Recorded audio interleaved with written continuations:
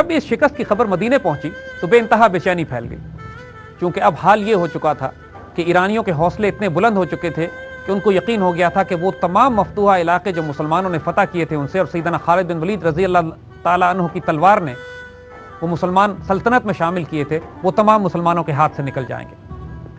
ایک بہت بڑی وار کونسل بلائی گئی، تمام صحابہ جمع ہوئے اس میں، اور فیصلہ کیا گیا کہ ایک بہت بڑے لشکر کو دوبارہ تیار کیا جائے جو دوبارہ اس عراقی کیمپین پر جائے گا اور ایرانیوں سے اس کا بدلہ لیا جائے گا۔ وہ جنگ جسر کہلاتی ہے، پل والی لڑائی، تاریخ میں اس کا نام ثبت کر دیا گیا کہ جس کے اندر مسلمانوں کو شدید ترین نقصان اٹھانا پڑا۔ گو کہ اس کے بعد مسلمانوں نے کچھ اور جھڑپیں بھی کی وہاں پر فارسی سلطنت کے ساتھ، اور ان کو بڑا نقصان پہنچایا اور جنگ جسر کا بدلہ بھی لیا گیا۔ لیکن پھر مدینے میں فیصلہ یہ کیا گیا کہ اب فیصلہ کن لڑائی عراق میں کرنی بہت ضروری ہو گئی ہے، جب تک کہ پرشین امپائر کے مرکز، ان کے دارالخلافہ مدائن پر قبضہ نہیں کیا جاتا، اس وقت تک پرشین امپائر کا زور نہیں توڑا جا سکتا۔ جو لشکر عراق کے کیمپین کے لیے بھیجا جا رہا تھا،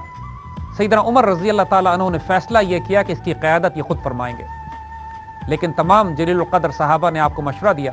کہ خدا نخواستہ اگر مسلمانوں کو شکست ہوتی ہے تو یہ مسلمان لشکر کی شکست تصور نہیں کی جائے گی، اسلامی ریاست کی شکست تصور کی جائے گی، لہٰذا آپ خود جانے کے بجائے بھاری لشکر تیار کیجئے، مگر اس کی قیادت کسی اور جلیل القدر صحابی کے حوالے کیجئے، بے شک آپ مدینے سے اس کو کنٹرول کریں۔ حضرت عمر رضی اللہ تعالیٰ عنہ نے تجویز کو تسلیم کیا، اور اس کے بعد یہ فیصلہ کیا گیا کہ کس کو اس لشکر کی قیادت دی جائے۔ بہت طویل سوچ بچار کے بعد حضرت عبد الرحمن بن عوف جو عشرہ مبشرہ میں سے ہیں،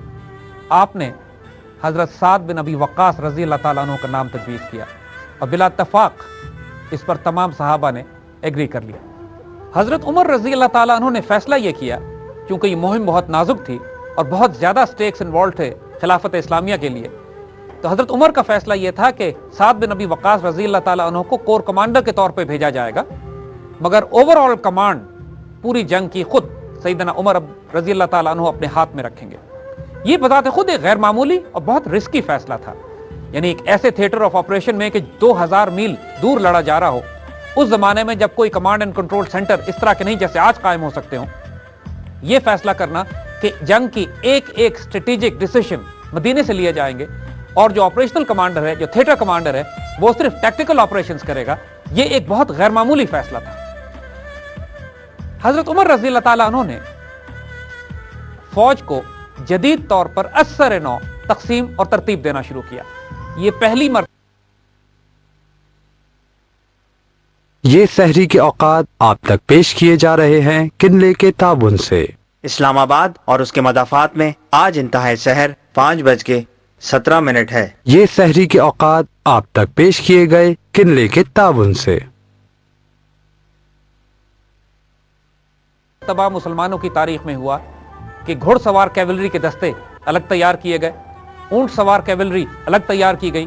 آرچرز یا تیر اندازوں کے دستے الگ بنائے گئے، پیادہ فوج کو الگ منظم کیا گیا، اور اس کے علاوہ بہت بڑی تعداد میں لاجسٹکس ڈویژنز تیار کیے گئے، جس کے اندر میڈیکل کور تھی، جاسوس دستے تھے، اسکاؤٹس تھے،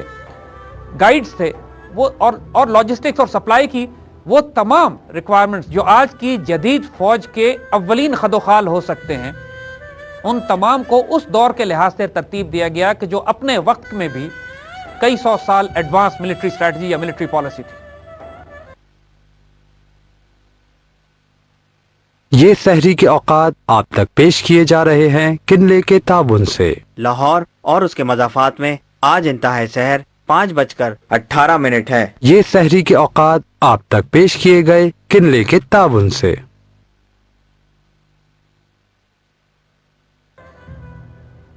حضرت عمر رضی اللہ تعالیٰ عنہ نے ملت اسلامیہ میں جہاد کا اعلان کرایا، حتیٰ کہ شام میں بھی پیغام بھیجے گئے اور شامی دستوں سے کچھ کہا گیا کہ یہ واپس عراق پلٹیں اور یہاں پر آ کے حضرت مثنیٰ کے دستوں سے ملے۔ یہاں سے حضرت سعد بن ابی وقاص رضی اللہ تعالیٰ عنہ اپنے لشکر کے ساتھ نکلتے ہیں، اور ان کو پہلے 2 ماہ کے قریب ریگستان میں لے جا کر قیام کرایا گیا۔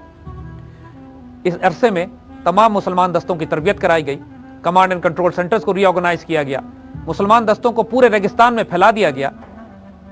تاکہ ان کی تربیت کی جا سکے، گھوڑے مانوس ہو سکیں، اور وہ تمام نئے دستے جو پورے ملت اسلامیہ سے آئے تھے اور ایرانیوں کے خلاف لڑنے کے عادی نہیں تھے، ان کو ایرانیوں کی جنگی حکمت عملی اور حربی حکمت عملی سے روشناس کرایا گیا. یعنی باقاعدہ کئی ماہ لگا کر ایک منظم فوج تیار کی گئی، تمام جنگی اصولوں کو سامنے رکھا گیا، جن کو سامنے نہ رکھنے کی وجہ سے جنگ جسر میں مسلمانوں کو شدید نقصان اٹھانا پڑا تھا. یہ ایک بہت ہائی سٹیک جنگ تھی مسلمانوں کے لیے بھی اور پرشین امپائر کے لیے بھی. حضرت عمر رضی اللہ تعالیٰ عنہ نے فیصلہ یہ کیا کہ جنگ قادسیہ کے میدان میں لڑی جائے گی، تاکہ اللہ نہ کرے نقصان ہونے کے نتیجے میں مسلمانوں کی پشت پر ریگستان ہو اور مسلمان وڈرا کر کے ریگستان میں آ سکیں. دوسری طرف یزدگرد کے بادشاہ بننے کے بعد ایک ہجانی کیفیت پورے پرشین امپائر میں بھی مبتلا ہو چکی تھی. لاکھوں کی تعداد میں سپاہی جمع کیے جا رہے تھے. سلطنت ایران جو وسائل اکٹھے کر سکتی تھی ان کو جمع کیا گیا، اور اپنے سب سے بڑے کمانڈر ان چیف رستم کی سربراہی میں ایک لشکر جرار بھیجا گیا، جس کے پاس درجنوں ہاتھی تھے، جو کہ ان کے آرمڈ ڈویژن، اور ان کو قادسیہ کے میدان میں حضرت سعد بن ابی وقاص کی فوج کا سامنا کرنے کے لیے بھیج دیا گیا.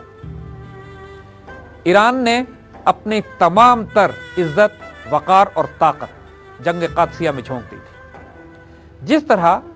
شامی کیمپین میں جنگ یرموک نے ایک فیصلہ کن کردار ادا کیا تھا. جنگ یرموک میں شکست کھانے کے بعد رومن بائزنٹائن امپائر سیریا سے ہاتھ دھو بیٹھی تھی. شام ان کے ہاتھ سے نکل گیا تھا اور مسلمان پیدر پہ آگے بڑھتے ہوئے بیت المقدس شریف، انطاکیہ اور تمام ان علاقوں پر قابض ہو گئے تھے جس پر پہلے بائزنٹائن حکومت قابض تھی.